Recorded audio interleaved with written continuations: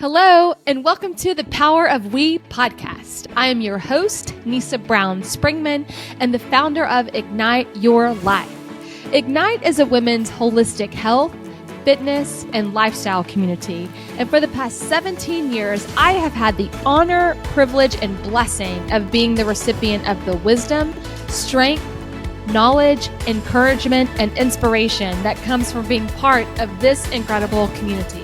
And I want you in on that. In Ignite, this is what we call the power of we. The power of we is the philosophy that Ignite is built upon, which is that two is better than one, and that God created us for community and to do life together. In this podcast, I will have conversations with a wide range of women over a wide range of topics that will provide you with wisdom, knowledge, inspiration, and encouragement. So get ready to be empowered, y'all, because here we go.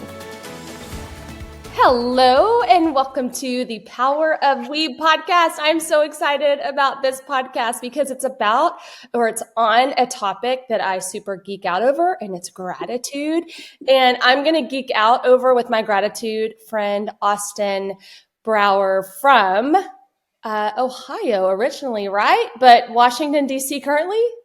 Correct. Yeah. Yes. All right. So before Austen, I just give you the microphone, I want to explain our connection because I think that's really important. So one of my power of we, someone in my tight, close-knit power of we circle is Amy Yonkman. And I know that her husband, Steve, is also in your dad's power of we circle. And so it's all connected and combined. And I did not know you until Amy gave me a book that you wrote on gratitude. And so anyway, Amy's husband, Steve, and your father, Dan, went to college together, right? Correct. Yeah. So college buddies, you write this book on gratitude, and Amy gave me your book on gratitude. And like I said, it is a topic that I could totally geek out over, and I will in this podcast because I think it's such an important topic. I think it's like developing any muscle. Gratitude is a muscle that we can develop and we need because it changes lives. It just doesn't change lives, but it changes relationships. And it's just one of those things that I believe in. And then after reading your book, I was even more excited about gratitude, but also the common denominator for us. And we originally were going to record this podcast back in November around Thanksgiving. However, I still hadn't completed your book. And after giving it some thought, I thought there's no way I want to try to fit a square peg in a round hole and rush this podcast because this is way too important of a topic.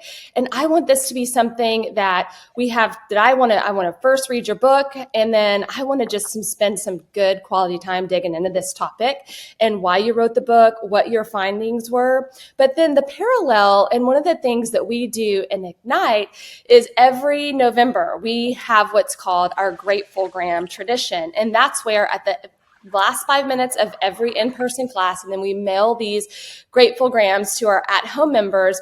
But we encourage everyone to write looks like this, I am grateful for you note card. And this is what Amy Yonkman wrote me and put in your awesome book when she sent it to me. So this is what a Grateful-gram looks like.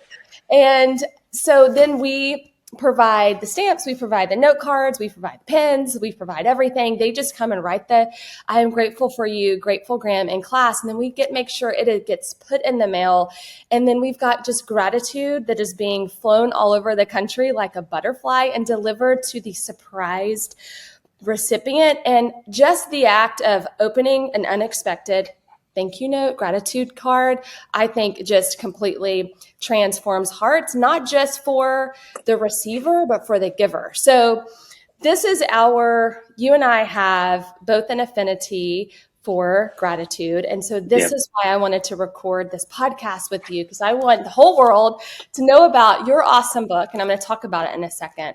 But then additionally, we decided to launch this podcast at the first of 2004 because I really don't know that there's a better habit, resolution, goal, whatever it is, intention you want to call it, for the new year than to work that gratitude muscle and to recruit our gratitude muscle fibers, and then have gratitude be something that we live in and express readily. I think there wouldn't be a better thing to achieve in a year than 365 days of gratitude. And that's what we're going to talk about.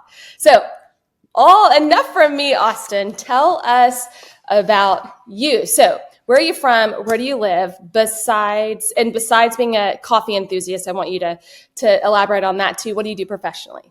Yeah, no, thanks. Thanks for having me, Nisa. And of course, big props to Amy for connecting us. She's been a strong proponent of gratitude as well. And so Yes. really appreciate that and the introduction. But yeah, I live right outside of DC right now. And um, in a previous life, I worked at a coffee shop and had a coffee podcast about especially coffee in the DC area.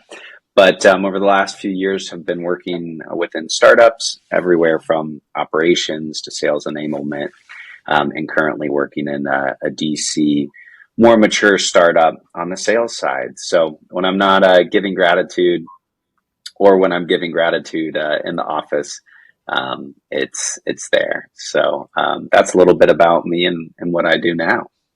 And I just have to say, I did recommend, I think I was our first, we've only had one conversation, lots of text Yep. messages, but Yep. really only one conversation prior to this. And I just have this vision of you opening a coffee shop, and then and it's like gratitude little notes all throughout. So people can drink coffee and write gratitude notes. I think Anyway, it'll be good. just putting Well, that. all right. I like it. Put it in the universe. Give it a That's couple of right. years and we'll be there. That's right. So, as I mentioned, you wrote this amazing book, and we're going to talk all about it. And it's called Great. Gratitude: A Work in Progress. And what I have to say about this book is, it is so awesome. I mean, y'all, I'm a Texan, so I use y'all a lot. That's okay. Grew up saying y'all in Ohio. But anyway, I marked this book up all over the place. And so as I was organizing our conversation, it's like, oh my gosh, how in the world are we going to get through this in an hour? Because I have so many things I want to talk to you about. But let me just say a little bit about this book. What I loved about it was a book that it was an easy read, it was relatable, it was practical, and it was backed up by science. So if you're a gratitude skeptic, you're going to turn into a believer after this. If you already are a believer in gratitude, you're going to become a bigger believer in gratitude. It works for everybody. So tell us a little bit about your book. You participated, I'll set it up a little bit, in a Yeah. gratitude project that led you to writing this book. So can you please tell us about your gratitude project, Yeah, when of you course. started it, and why you decided to write a book on gratitude? Yeah. So I started the Gratitude Project in January 2020. So a few months before COVID. It was a little serendipitous in that COVID was rough for us all, I think, in different ways. But to be doing a gratitude project really kind of helped me stay focused on the positive side of things. But the gratitude project that I did was work to write a thank you note a day for a year. And a thank you note to really a lot of different types of folks, so family and friends. But as you can imagine, after a couple months of doing it, that list of family and friends, you might have some repeats, which is okay. But I tried to think outside of the box, so write thank you notes to waiters or waitresses, or people I met on the bus, or the bus driver, or trash collectors in our neighborhood. And so it really it was fun to get to wake up every morning and think about who I'd be writing and handing a note to or sending a note to throughout the day. So that's the real kind of simple. That's the gratitude project. Try to thank you note a day for 365 days. And during the time of that project, I was in an MBA program, and one of the classes that I took was a book writing class. And I originally was starting that class with the intent to write about startups during recessions. But after a while, just didn't feel as passionate about that topic. And around that same time, a few months into the gratitude project, I started to just perceive the world a little differently. I started to become more and more interested about gratitude and the science, and really developed a framework for myself to keep me on track towards my goal. And so thought this could be something that I could share with folks to, one, help folks do a gratitude project if they wanted to, whether it's 365 days or a week or whatever it is, but then also to make that sticky for them and make it easy, because at the end of the day, gratitude is incredible and powerful, but it's also just simple and something we can do by saying the right thing to someone at the right time, or giving a note. So it's not rocket science at the same time. So that's a little bit about the book and also the why. And people can get your book. You can order it on Amazon, right? Yeah, that's probably the best place to grab it. Yeah. Okay. Well, something you said triggered this thought is when you said you woke up kind of excited every day, like, ooh, and maybe I Yeah, imagined you said that. I thought you said that because it triggered my thought of we get in life what we look for, right? And yeah, if you look for things to be grateful for and you're in that mindset, chances are you're going to find a lot of it. Same thing on the flip side. If you're looking for negative, you certainly are going to find that too. All definitely. right. Something you reveal in your book is that your dad, Dan, was an avid thank you note writer. Yep. And I just mentioned to Amy that we were going to be having this podcast, and I said something about your dad. She was like, "You won't meet a nicer man, a nicer human." And when Amy's husband, Steve, had his heart attack, that thankfully he is just, rebounded from and is stronger Yep. than ever, she said, your dad was the first one to check on him every single morning. So, yeah, so while growing up, I know your dad led by example, but did he talk much about gratitude and writing thank you notes? Yeah, this was such a fun question when you sent it over, and it actually kind of stumped me because I'd never thought about it in this way. But I think for my dad and my mom, both of them were very much avid in writing thank you notes, and that was a big thing. And then, of course, teaching us as kids to say thank you and please and all of those things. But Mm-hmm. really, other than that, the topic of gratitude and the conversation around gratitude wasn't necessarily there. It was kind of like, we'll lead by example and show you. Um, but it worked out. So I've talked to some folks where it's a really big thing that they do, and it could actually be a gratitude project with people and their kids to, you know, over the summer when you're out of school, to teach kids to write thank you notes throughout the summer, and talk about it. But in my family, it was much more lead by example and doing it. So they would ask us to write thank you notes to folks after our birthdays and things like that.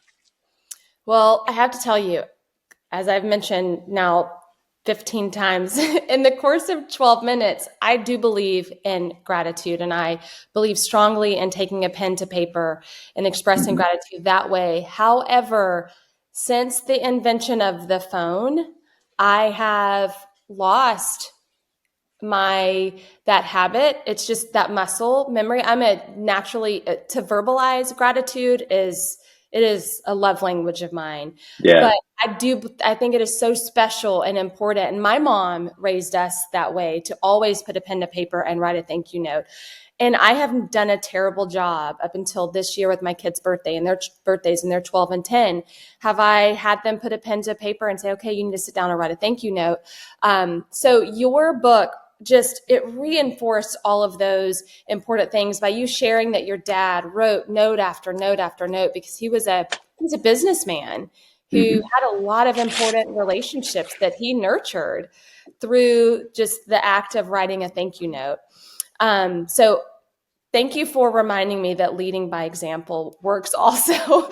Yep. Yep. It As does. well as like demanding, like sit down and do this. Um, But so you're also a mom and have so many things to do as well, and so it's okay if you don't do it every day. But thank you you for your can grace. reignite it. You know. Yes, that's a good word. Hey, that's a really good word, that ignite word. Um, Yep. all right. So, yeah, so you just said that growing up, gratitude was more modeled versus them talking about the importance of it. And Hmm. so one of the things I loved about your book is you brought in some real family dynamic interactions in here, which I think everybody can relate to. And I loved that you humanized it this way, because I think this is what we all need, which is you said you and your brother had some pretty passionate political debates. Yep. And but you were able, despite your strong disagreements, you were able to appreciate him. And so this is what you said in your book. You said, gratitude required that I affirm Daniel as a good person, not a political opponent. I recognized he gave me a gift of sharing ideas, and I acknowledged his views. Gratitude strengthened our relationships, and our disagreements only led you to respect each other. It brought me back to it brought me back quickly to a state of homeostasis emotionally. Gratitude is a framework for reframing interaction into positive responses and outcomes. So I just loved that. So do you want to share a little bit about that? Was Daniel able to reciprocate? Sure. He definitely was. He, Nice. of course, was wrong, and I was 100% right. So let's get that out of the way. Yep. Um, no, yeah, I think it's a conversation. Some of the research too is that the country has become more and more politically diverse in opinions. And like, I think where I was at that time, I think it was around the 2016 or the 2022, like 2020, whatever, one of those elections Yeah. over the last 8 years. And it was definitely, we were differing opinions. And so at the time where we would get together as a family and talk, I would just leave some of those conversations very upset. And I imagine he was as well. Um, in a month or two into the gratitude project, I started to have those interactions. And I think to your point earlier, practicing gratitude as a muscle, was able to apply it in those circumstances when I was kind of at the heat of emotion, and take a step back and recognize how cool this is that we can be disagreeing with each other, whether it's the country we live in or the fact that we're even willing to have a conversation and talk about different viewpoints. And so gratitude in so many ways isn't about ignoring the challenges in life or the negative things in life, but it does put folks in a position to see the positive things and to have more of a mindset of abundance. And Mm-hmm. so that's what I was able to start to have in those conversations, is this abundance mindset and this mindset of appreciating the positive parts of even an experience that I disagreed with. So, I don't know if I would have gotten to that without the gratitude project and practicing it every day. And ultimately, my brother felt the same way. And I even showed him this passage before I published the book, just to get an okay that I was able to share it. And he's like, yep, completely agree. And he, in his own way, from a more faith based side, had kind of come to that gratitude and that part of grace, and Mm-hmm. kind of reciprocate in the same time too. So you can get to the same response in many different ways, but ultimately it worked out good, and we still have discussions today, but leave happier than we used to.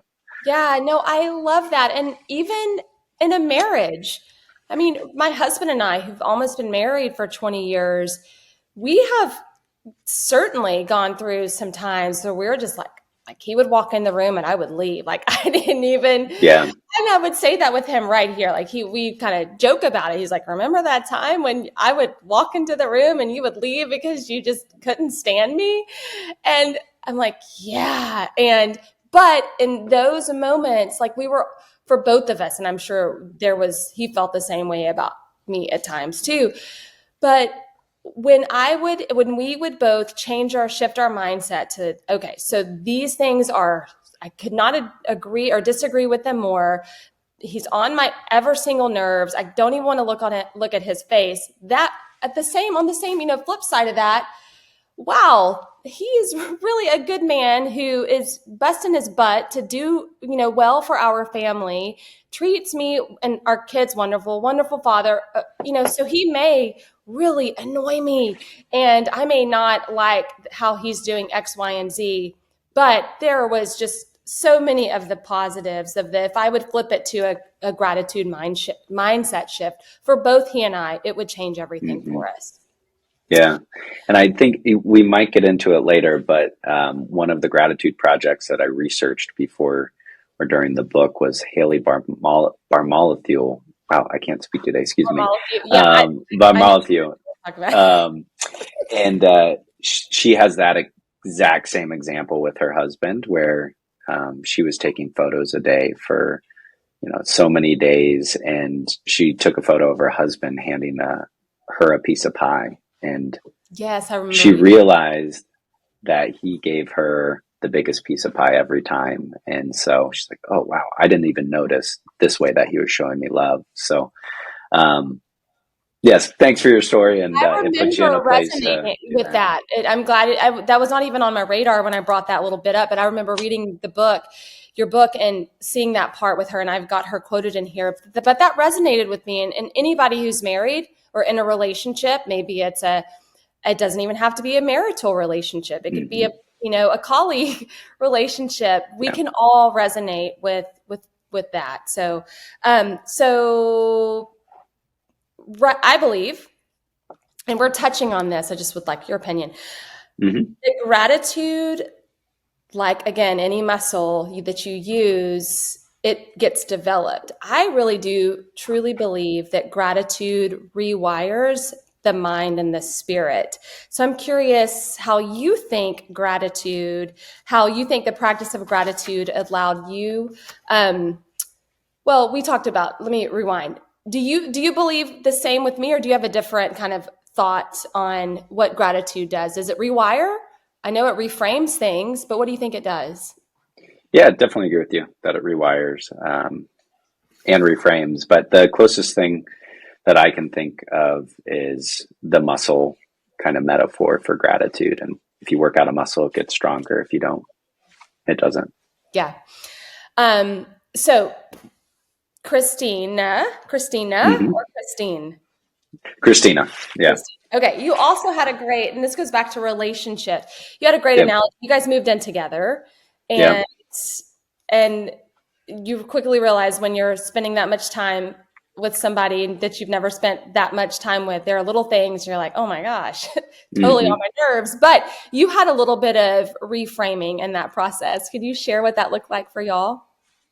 Yeah, definitely. And I was probably more the annoying one to her than vice versa. But no, so Christina and I are now married. We've been married for Oh, about a year of congratulations. June. Thank you. And she was along for the ride this whole time. She's present in the book a lot. But, the example that I saw was the way that I often remember things is putting piles in my path of where I typically go. So, yeah, okay. You I'm one of experience this as those. well. Yep. But it's like, oh, I need to send this bill in. I need to respond to this text. And so I'll like stack a book and something to remind me to do that. And Christina's a little more tidy in that sense than me. And so she, she was annoyed with me a fair amount with that. And then, there's some things she would do that I would get annoyed as well. But through the gratitude process, I really was intentional, one, to give her gratitude notes, but then also to highlight the parts that I really appreciated with her. So, she would make our home a home for the holidays by decorating it without asking. She would, make dinner on Thursday and Friday nights for us. And those were areas that I just really, really appreciated. And I could have just experienced it and not said anything. But I continued to really be intentional with how I highlighted my appreciation vocally and written to her. And over time, I noticed that she started to do it more. And so maybe it was because she knew I was writing the book, but I think her feeling good about some areas, she also started to highlight some of the areas that she appreciated from me, whether it was, cleaning up after dinner or walking the dog. And so you almost started to have this, not echo chamber, but this reciprocal nature of gratitude where when we highlighted the positive, we both did more of those positive actions, but then also got to feel better about doing those positive actions for each other. And so, um, yeah, it ended up, really helping us along those first few months together when we were still kind of figuring everything out and, you know, starting to join lives. It does make a difference. Just when my children, Russell is really good about if I make dinner, which I shouldn't say if, but sometimes, we go through those seasons or weeks Yeah. where like, oh, we haven't had a home cooked meal all week long. But a thank you goes a long way. It really is remarkable how far that goes. And when my kids will say, or our kids will say, thanks, mom, for dinner, I'm like, oh, sure. Versus, like, I can kind of be in the mindset of made dinner and then I'm looking at the dishes and feeling a little resentful. And then they say, thank you. I'm like, oh, it just gives me that little pep and a little energy boost to then go do the next thing for them. Um, Yeah. so yeah, and that transform or translates into any relationship. So you Definitely. talked about something that I thought was really, really great coming from a man, because I think being vulnerable is a little more tricky for men than women. Hmm. We talked about, and I could not agree with you more, vulnerability and gratitude. They're connected, because in order to say thank you or I am grateful for you, thank you versus thanks, even, Hmm. thanks is very casual versus thank you is more personal, or an Yeah. I am so thankful for you. So talk a little bit about that and your experience with that. Yeah. It's, yeah, it's a fun question. I think, the one of the definitions of gratitude is by Dr. Robert Emmons, and he talks about gratitude is basically, affirming something good and also recognizing that it didn't come from you. And, I think society in a lot of cases has kind of scripted what manhood or masculinity should be, of like strength and not asking for help. And I think some of that is changing in the world, but at least when I was growing up, that was a bit more of what it was about, of like being strong and not asking for help. And so even to say thank you, especially if it's for kind of non-traditional things,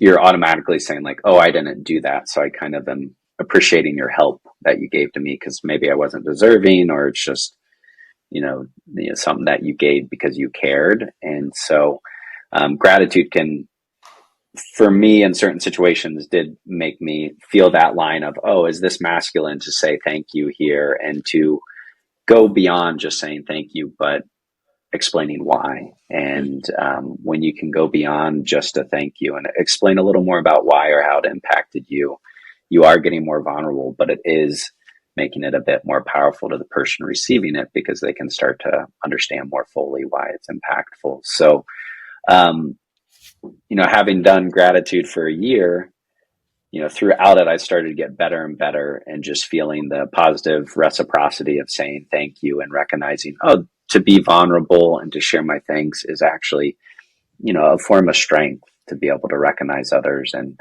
support and empower them because they've helped me or others.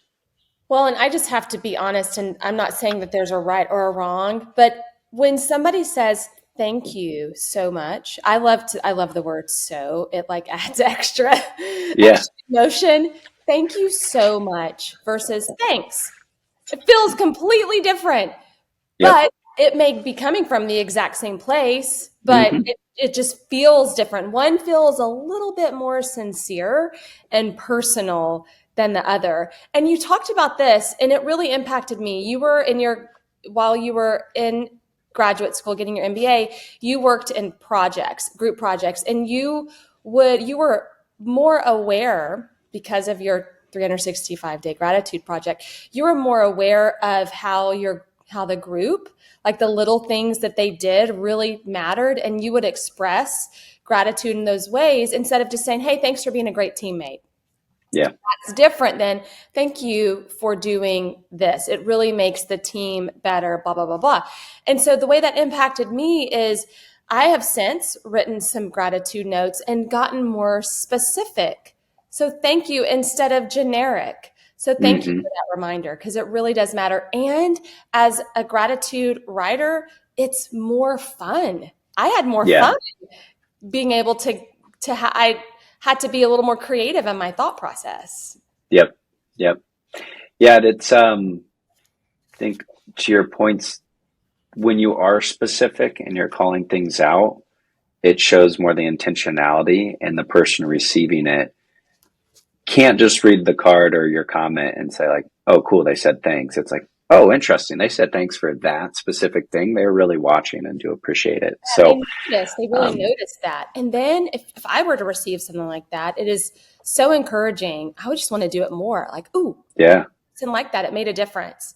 Just more that, good. yep, exactly. Yeah, it's a fun kind of reciprocity and positivity begets more positivity. Yes.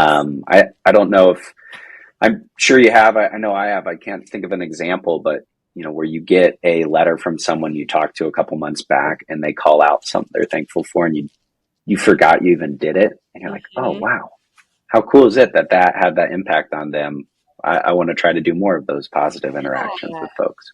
Yeah. It really matters. It Yep. all really, really matters. So it makes me want to be a better person after reading your book. And I do have an example of something I did while I was Okay. reading the book and I was on an airplane. So Let's hear it. I'll tell you, I'm saving it to the end. Okay. Okay. Okay, but let's talk about the science for Yep. all the scientists who are listening who really like the facts, the research, not just the feels, but the research. So you quoted, and I'm familiar with this researcher, the father of modern gratitude, Dr. Robert. Is it Emmons? Emmons. Hmm. Emmons. Okay. So study number one. I'm going to read from this study. One of his so this is, yeah, one of his first experiments articulated the virtues of a consistent gratitude practice. 300 people were randomly assigned to three groups. Group A wrote what they were grateful for in a daily journal. Group B wrote annoyances every day. Group C could write anything they wanted to daily. All right, the findings were Group A, the gratitude group had a much higher well being, they slept better, and they exercised more. The study drove two main points. One, that consistent gratitude is good, and that two, structure is also good.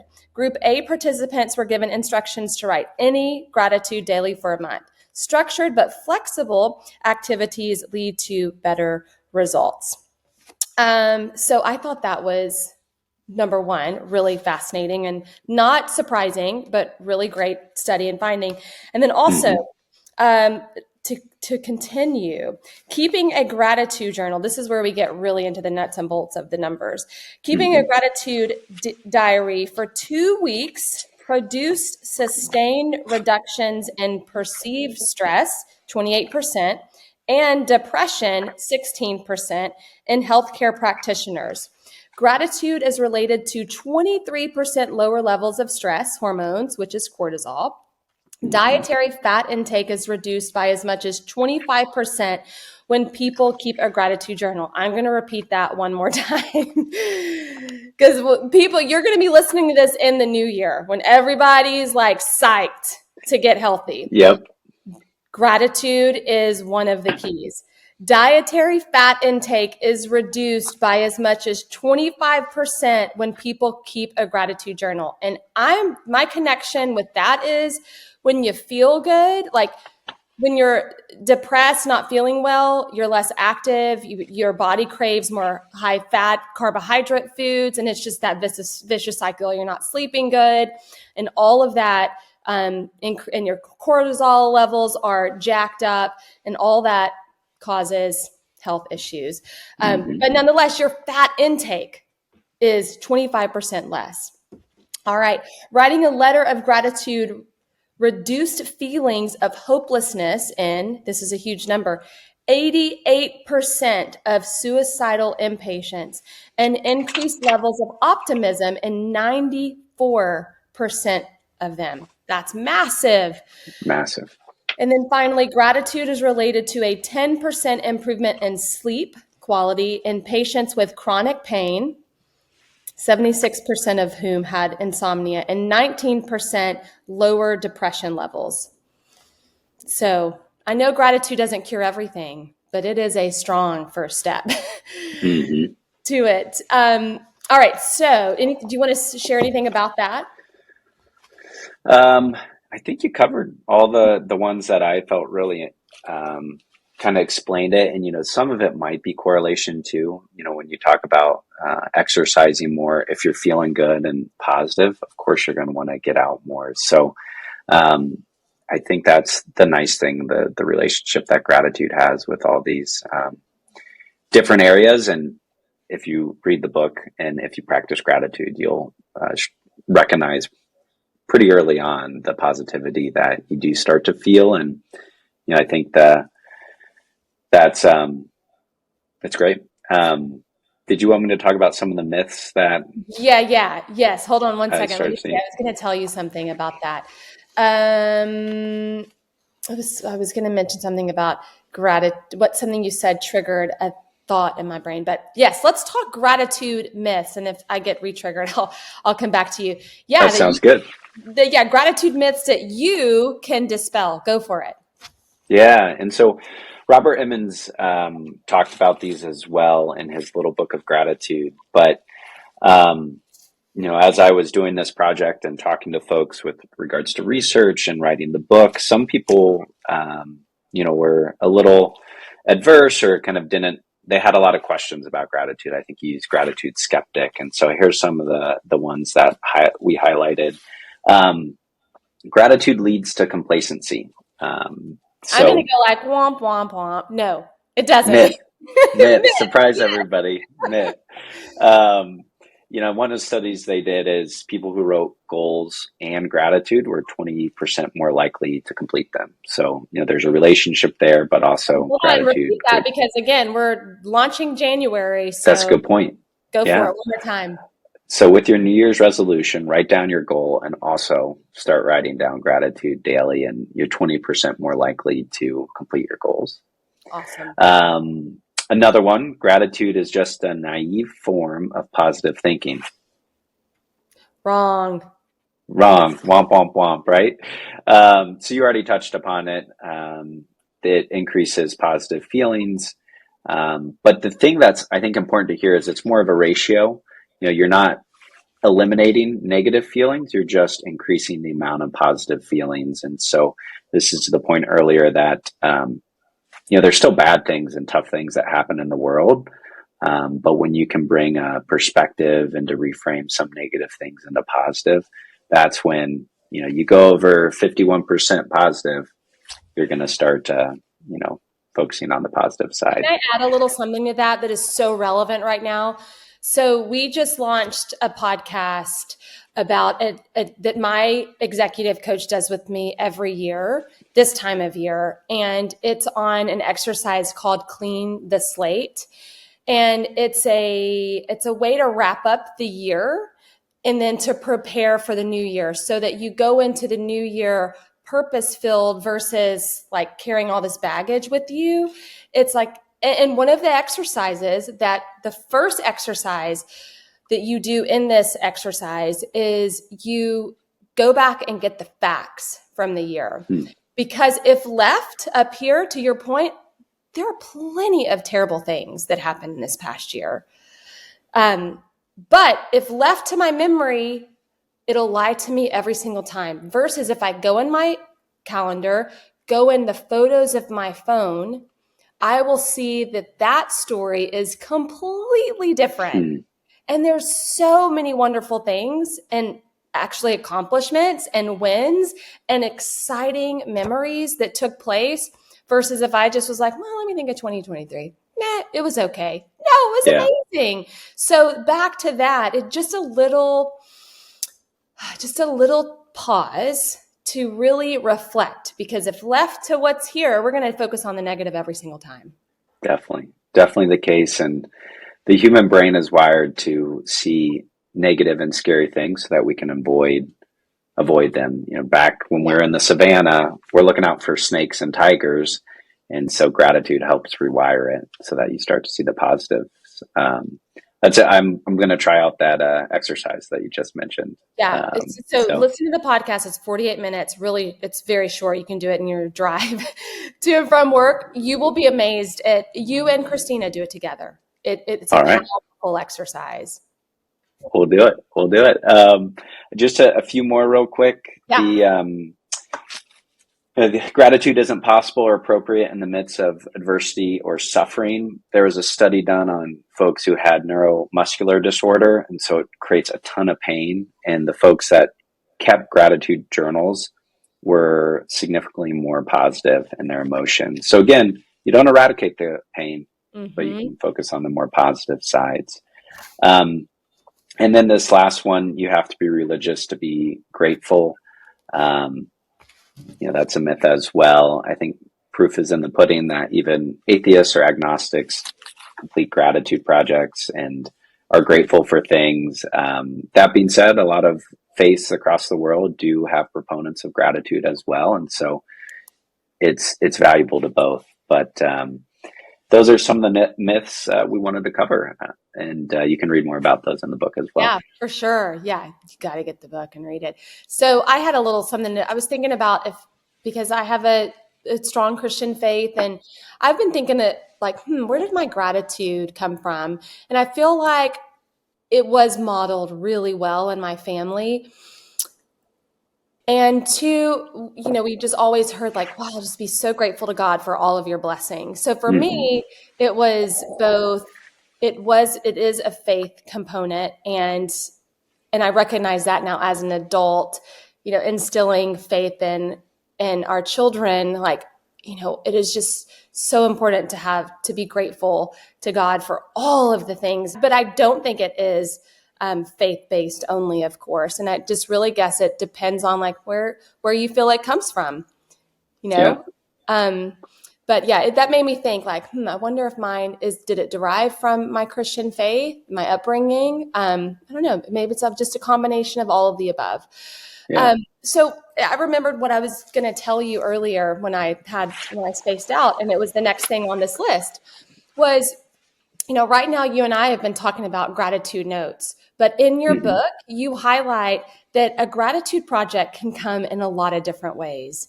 Yep. And up to what resonates with the person who wants to focus on gratitude. For many, it's a gratitude journal. Every night before you go to bed, write 3 things down that you're grateful for. Every morning when you wake up, write 3 things down that you can foresee being grateful for, or whatever. But you had a couple of really awesome examples, and one of them was Haley Bartholomew, who you referenced earlier. Mm-hmm. I don't think either you nor I could say her name right. What was up with that? We were having, I don't know. Early on, coffee wasn't kicking in yet. I guess not. But and I love this idea because I'm a big picture taker too. Yeah. She took a photo every day of something she was grateful for. And where she was coming from, and I'll just read this from your book. So she sought some advice from a nun, and the nun said, "I think the secret to happiness is reflection and gratitude." After 10 days, she said that this sparked something amazing within her, and she started to see things that she wouldn't otherwise have had seen.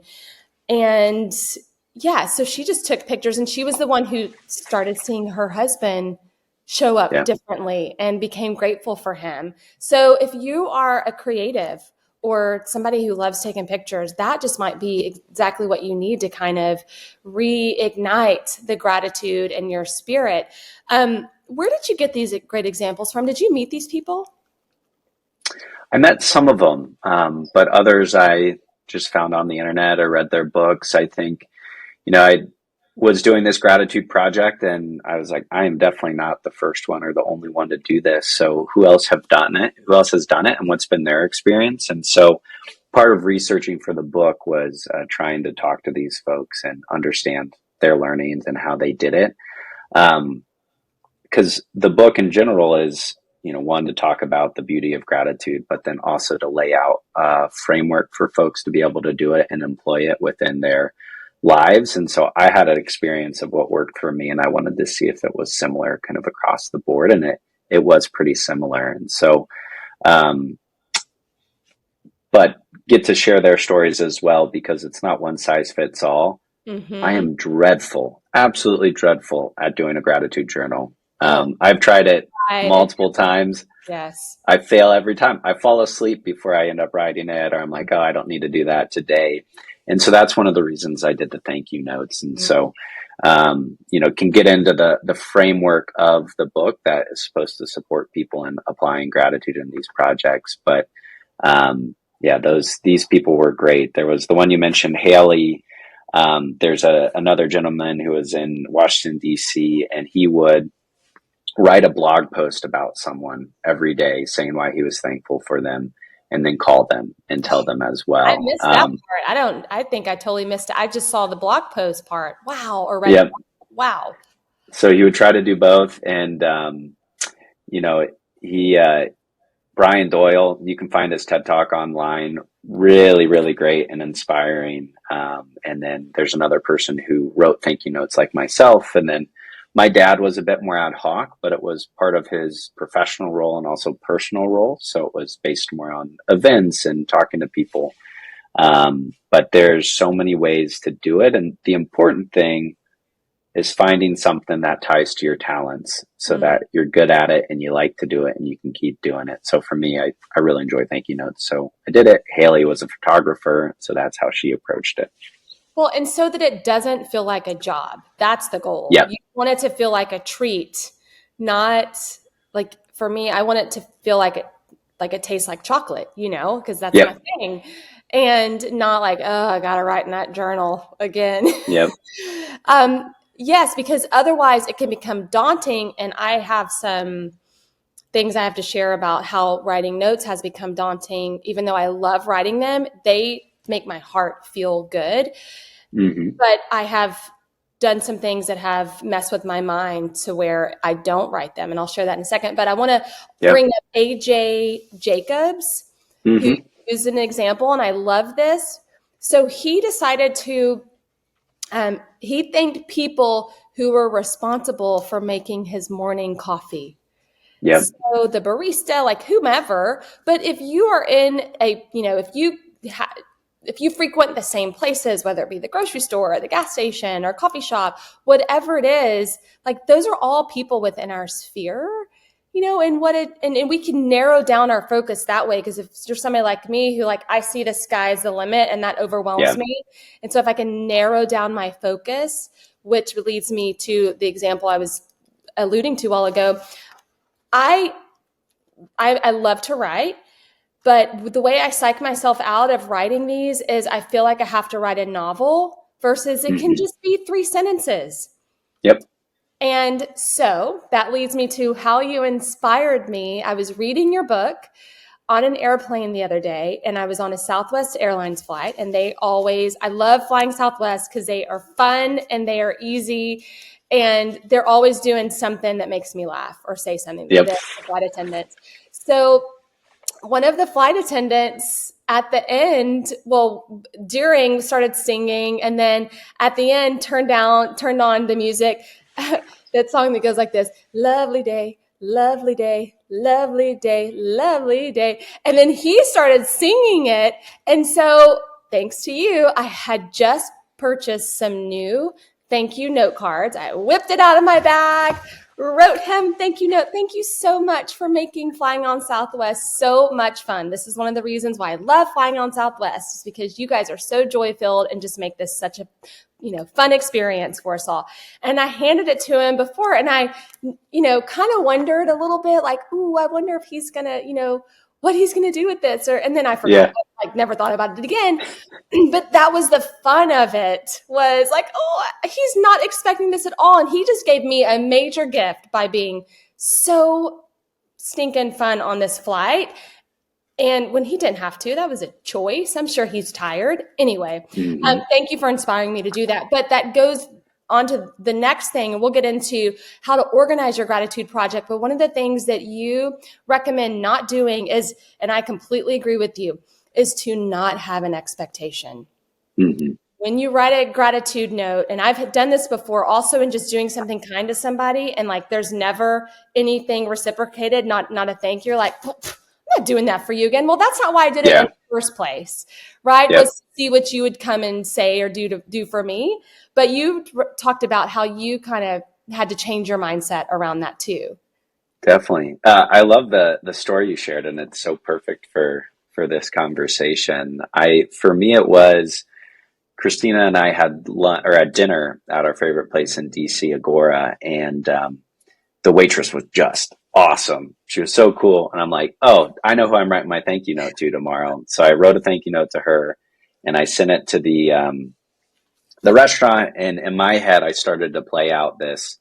Oh wow, she's probably going to get this. She's going to tell everybody, and She's going to give us a free meal next time. maybe next time she'll give us a free meal, a free drink, and of course, we went back, nothing happened, nothing was really said about it. And I was a little disappointed. And in that disappointment, I recognized how faulty my thinking was around this. And so, luckily, it was early on in my gratitude journey and recognized, oh, I cannot attach any like regulations or expectations to my gratitude because it's about giving, it's about showing thanks. And that very much helped the rest of the journey to give. And then when you do get something back, like I got a couple notes back, it's just joy. It's like, oh, cool, this actually made an impact in their life. Well, And that's what it's really about. Yeah, and it makes me wonder too, if you received positive feedback from every one of them, would that take some of the excitement away out of it? Do you know what I I mean? think Like, it would. There's some nice, yeah. it's nice that there's a mystery of people could read this note, be like, cool, and toss it and throw it away. Or they could read the note and be like, oh, wow, I want to write one of these to somebody else. And then you have that cascading of positivity. But either way, it's up to the receiver. And Yeah. There's a ripple effect regardless. You just, yeah, it's not for us to see or to know yeah, all of it. like you're saying, it's really fun. Yeah, it is. It becomes this fun game that I love to Yeah. play. You've re-inspired me to engage in. There, sorry to cut you off there. No. There's, my actually minister talks about kind of generational gifts and how you can, I didn't really think about this till now, but you can start to think about gratitude and giving with the idea that this can carry through generations. And so your impact now can be, yes, today and tomorrow, but it can also be years into the future for people you don't even know. And that's pretty exciting. It is so exciting. And I would say that whole idea of not attaching expectations, just pretty much in general, apply that to all of life. Yep. Like managing expectations, I have found has been one of the best pieces of advice and Agree. practice that I can apply. Agree. Yeah. Okay. So we're gonna start to wrap this up. All right. But how to organize? Let's go into this. How to organize your gratitude project. So, would you like? I've got these right here. Would you like to elaborate on those, or do you want me to? Yeah, I can go through it. Yeah. So the way that to simplify gratitude and a gratitude project into 5 steps, and it's really about, I mean, it's what you were saying of where you're not trying to boil the ocean, you're trying to make it simple and easy to do, because at the end of the day, gratitude is simple and it's just about practicing it more. And so there's 5 steps to the framework. The first one is setting your mindset to the project. So really what we just talked about of not having expectations, understanding why you're doing it.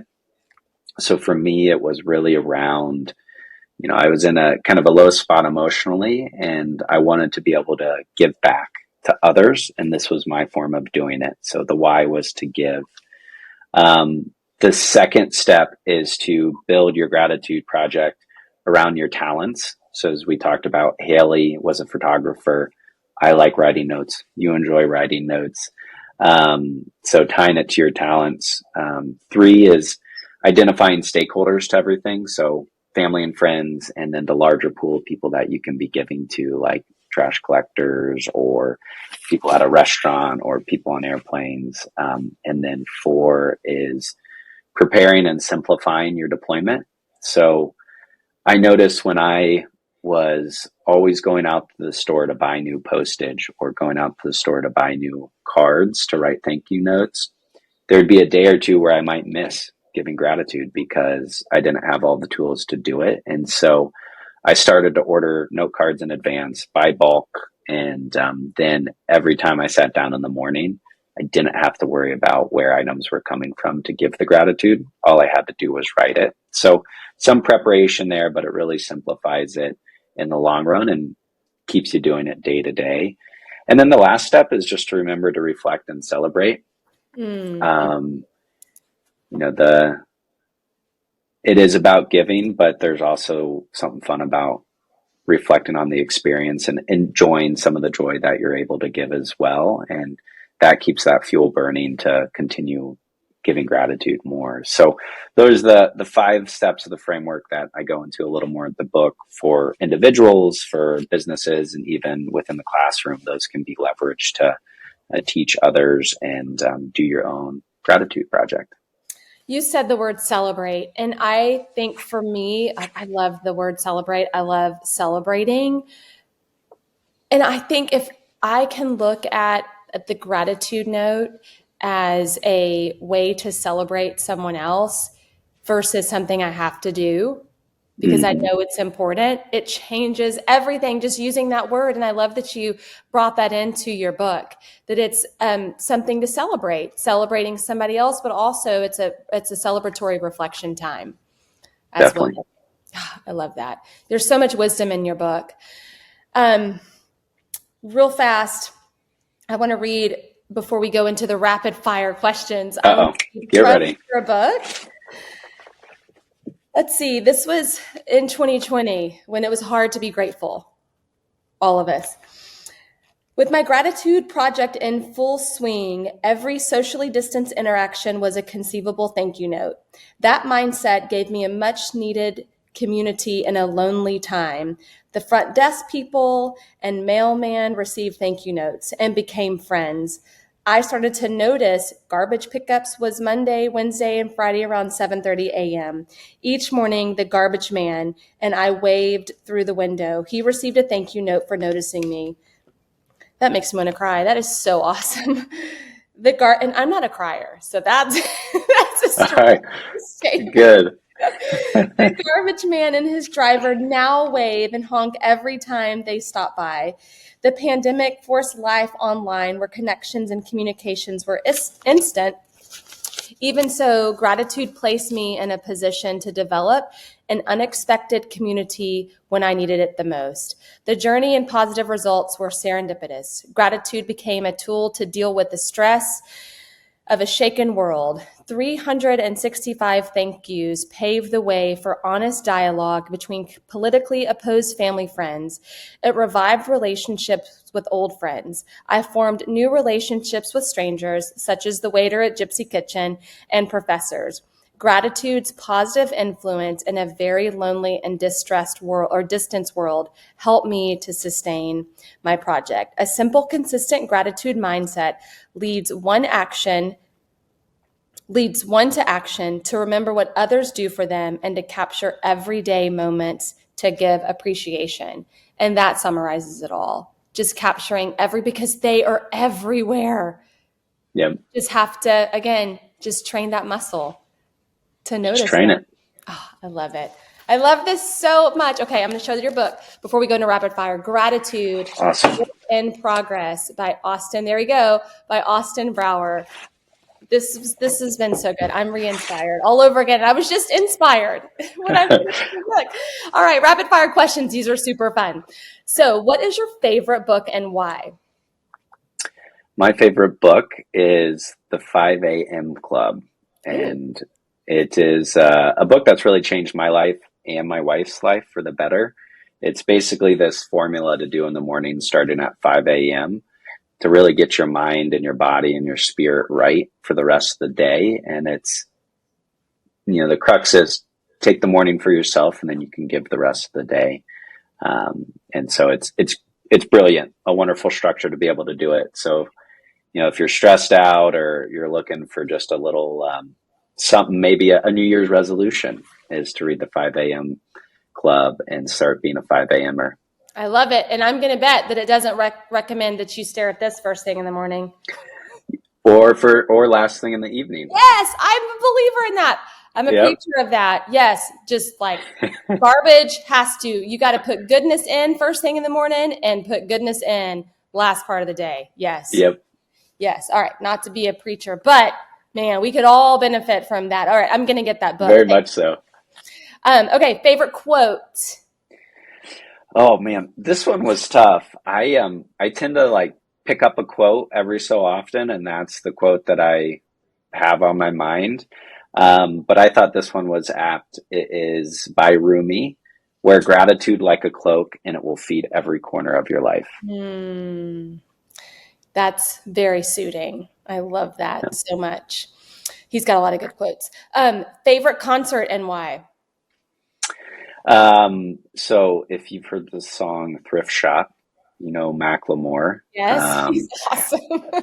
Macklemore, he's from Seattle. And when we were in Seattle for the summer, we went to his first show coming out of COVID at his old fairgrounds where he would grow up as a kid and go to the fair. And so the energy was just incredible. It was our first concert together. Really my first major artist. Yeah, exactly. And then Macklemore. But it was just fire. So Macklemore, then we saw him in DC this year for my birthday. So big fan. Just as much fire the second time you saw him? Just as much fire. A little different way because we weren't his hometown. I think he was surprised DC sold out. So he was pretty pumped.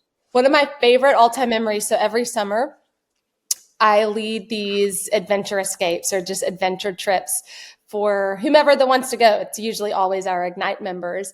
But one year we went to Coeur d'Alene, Idaho. And one of the things we did is we rented a boat and we went on one of their, the giant lake there.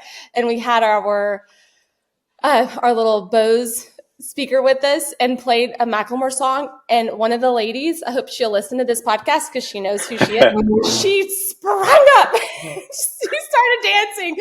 I was like, whoa, get it, girl. It was to Macklemore. And that's one of my favorite memories. Yes, he has that effect on people, myself included. We didn't plan this, by the way, but Macklemore, if you want to send us concert tickets, we'll go. Yes. Thank you, Macklemore. Yeah. Hashtag Macklemore. Yes. So we'll keep plugging you too. All right. Favorite podcast and why?